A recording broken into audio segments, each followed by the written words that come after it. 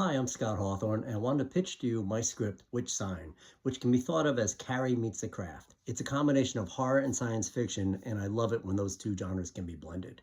In it, we meet Maya Wilkes, a 17-year-old that just wishes she could disappear. She wants anonymity, but she won't get it because her father is the famous serial killer Fred Wilkes, or Fredder the Beheader, who killed people and told people that he had supernatural powers coming from demons. This is even more upsetting to Maya because she's starting to see things. She's starting to think she has powers. She's seeing her hand move things. So she thinks she's going nuts, and she's worried she's going to have to be institutionalized before she isn't breakdown and becomes a monster like her dad. She is saved when she meets a geneticist, Dr. Irina Lupe. Dr. Lupe is a specialist dealing with people that have hallucinations like this, and she's an incredible geneticist. And she shocks Maya by telling her something Maya had no idea existed. It turns out a long, long time ago, Homo sapiens had a mutation in our genetic makeup, and it led to a new species, Homo magicae, witches. Maya isn't insane. Maya's a witch. She has powers in her blood that have gotten diluted, and they've gotten weaker and weaker as the powerful witches were killed by us and interbreeding.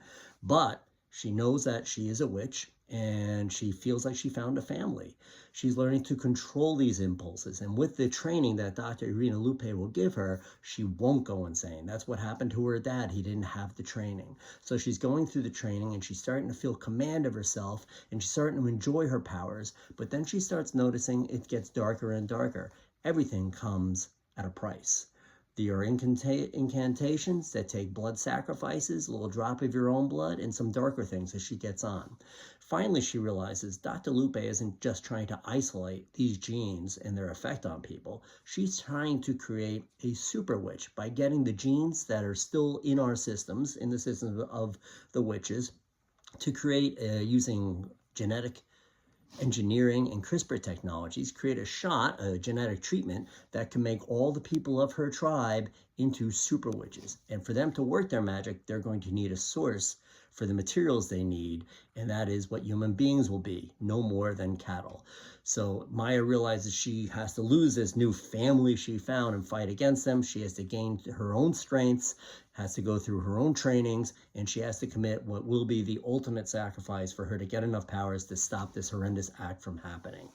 In the end, this really is an examination of the question, are we destined to become our parents, or is everything we are going to be determined by our blood, or are we the authors of our own choice? And I think that's what the best in genre does. It examines those questions. Thanks for hearing my pitch.